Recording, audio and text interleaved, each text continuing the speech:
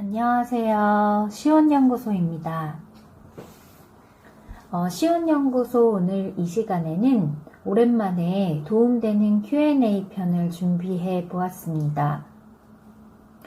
요즘에 제가 이제 미팅을 다니면서 회사를 다니고 있는 직장인들을 많이 만나고 있는데요. 아무래도 제가 지금 행하고 있는 어떤 분야가 교육 분야다 보니까 교육 사업을 하고 있는 기업에 머무는 직장인들을 많이 만납니다. 그런데 제가 예전에 그 공부방 관련된 교육팀에서 근무한 이력이 있기 때문에 그 직장인분들이 저에게 회사원으로서는 좀 한계가 있을 것 같다. 그래서 회사를 그만두고 나면 저는 공부방을 좀 창업하고 싶은데 어떻게 생각하냐고 많이들 물어보시더라고요. 그래서 오늘은 공부방을 창업하기 전에, 그러니까 공부방이라는 어떤 사업을 선택하기 전에 고려해 봤으면 좋을 만한 어떤 저가 가지고 있는 지식을 공유해 보는 그런 시간을 가져보도록 하겠습니다. 먼저 여러분, 교육이라는 분야가 굉장히 접근하기 쉬운 분야인 것은 아시죠? 왜냐하면 보통 집에서 남자와 여자의 역할이 분명한 그런 시대에 사는 건 아니에요.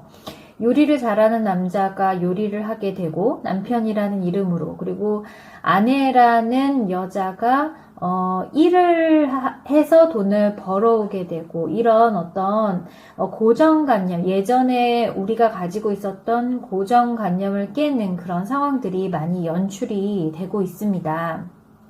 그렇지만 대부분 한국 사회에서 대부분의 여자들은 아이를 낳고 그 아이를 키우는 어떤 그런 역할이 여자에게 가 있는 경우가 굉장히 많고 대다수죠. 그래서 우리 아이를 키우다 보니까, 우리 아이에게 교육을 시키다 보니까 이 공부방이라는 사업이 한번 해볼 만하다라고 생각하시는 분들이 굉장히 많을 거예요. 하지만 이런 생각은 굉장히 위험한 생각입니다. 일단 공부방이라는 사업은 보통 자신의 집에서 하게 되는 경우가 많아요.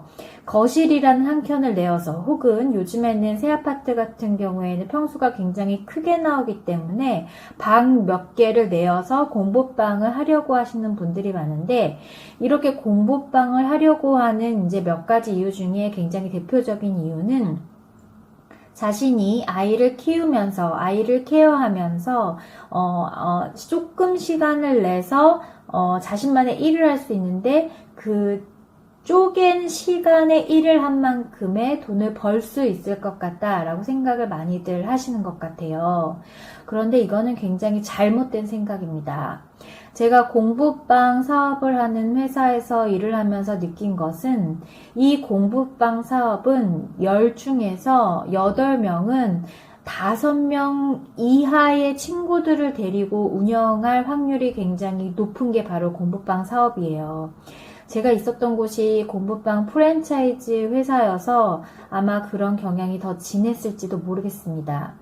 보통 이런 공부방 사업은 그 공부방을 하려고 하는 그 주체, 그러니까 공부방 원장님이 이미 몸에 내재되어 있는 내력, 그러니까 경력, 그리고 그 내공이 굉장히 높아야지만 성공할 수 있는 사업이에요. 왜 그런지에 대해서 몇 가지 예를 들어보자면, 첫 번째 예는, 공부방 사업은 홍보도 스스로 해야 되고, 그리고 영업도 스스로 해야 되고, 학부모 상담도 스스로 해야 되고, 아이들한테 교육하는 것도 스스로 해야 된다는 사실입니다.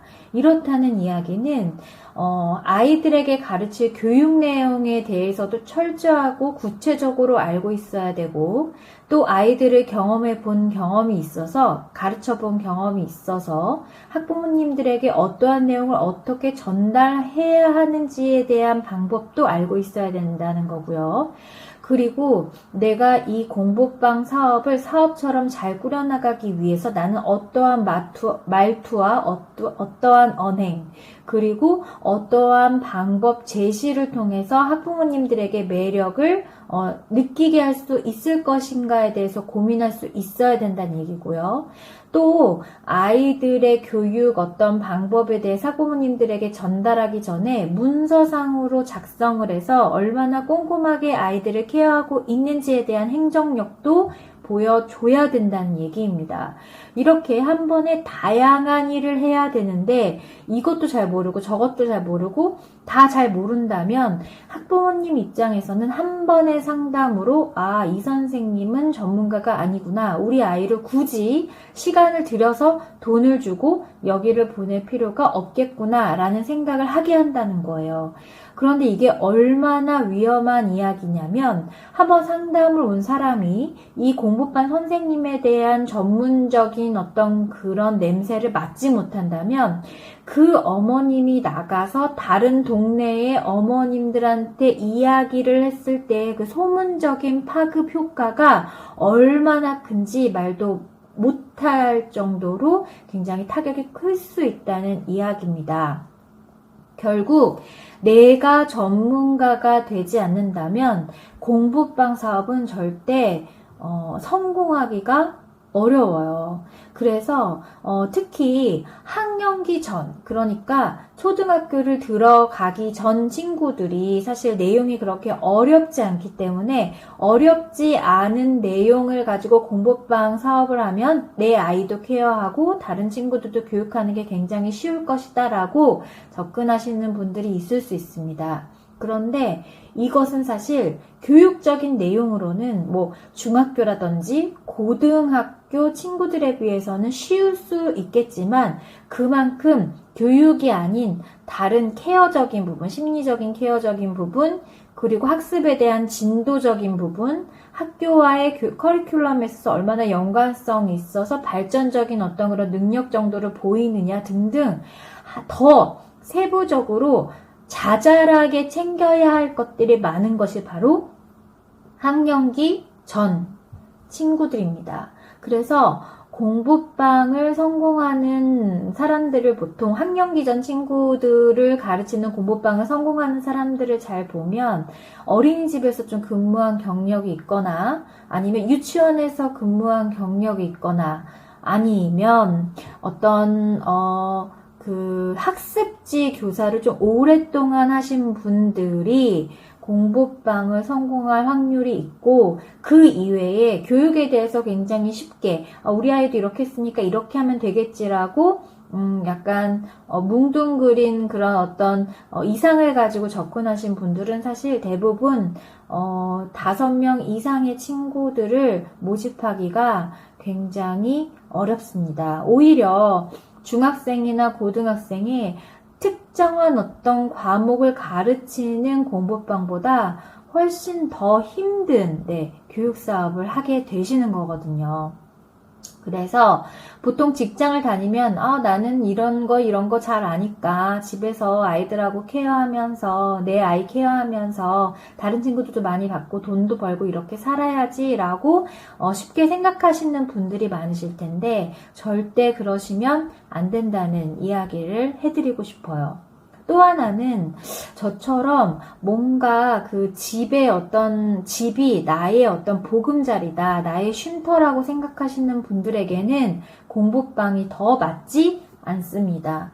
왜냐하면 이 공부방이 하나의 사업장이 되는 순간 이 집에 들락날락 하시는 대부분의 사람들은 학부모님이 될 가능성이 높기 때문에 내가 이 자리가 나의 보금자리인데 매일같이 학부모님들이 드나드는 이런 동네에서 내가 쉬는 것을 조금 포기하고 남들에게 나를 잘 포장해서 내가 전문가처럼 보일 만한 사무실이 이 집에 있는 것처럼 행동해야 된다는 사실입니다.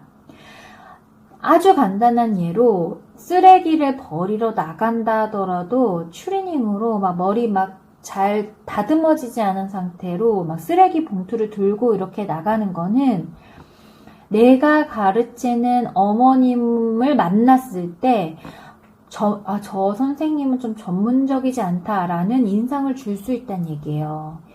이런 것들이 피곤하다라고 느끼시는 분들은 사실 공부방을 해서는 안 됩니다. 우리 아이를 차분하게 앉히고 이것저것 요목조목 가르칠 수 있는 것과 공부방 교육 사업을 한다라는 그런 어떤 의미는 굉장히 다르다는 거. 그러니까 조금 더 쉽게 얘기하면 나를 버리고 우리 아이를 가르치는 것이 목표가 아니라 나의 모습을 조금 더 가꾸어서 전문가처럼 보여서 우리 아이보다는 다른 아이의 교육을 한번 전문적으로 가르치는 연구하는 내가 되겠다 라는 생각을 하시는 분들은 교육 사업을 하셔도 좋습니다. 공부방 창업을 하셔도 좋아요. 그런데 우리 아이를 가르치면서 짬나는 시간을 통해서 다른 친구들도 잘 가르쳐서 공부방 사업을 한번 운영해 보겠다라는 마인드로 접근하는 것은 굉장히 실패할 확률이 높습니다. 짬나는 시간 동안에 내가 할 수 있는 일을 해보는 것이 아니에요. 나를 버리고 시간을 내서 우리 아이를 좀 놔두고 나만의 사업을 키워보겠다라고 생각을 하셔야지만 공부방 사업에 한 4, 5, 한 중간 정도까지는 이끌 수 있습니다. 그래서 보통 영업이나 홍보 같은 것들을 스스로 하기 좀 어려우신 분들은 프랜차이즈 공부방을 이용하셔도 괜찮아요. 대신 이 프랜차이즈 공부방은 홍보나 영업에는 좀 도움이 될 수는 있어도 교육적인 측면에서 많은 도움을 받기는 굉장히 어려울 수 있습니다.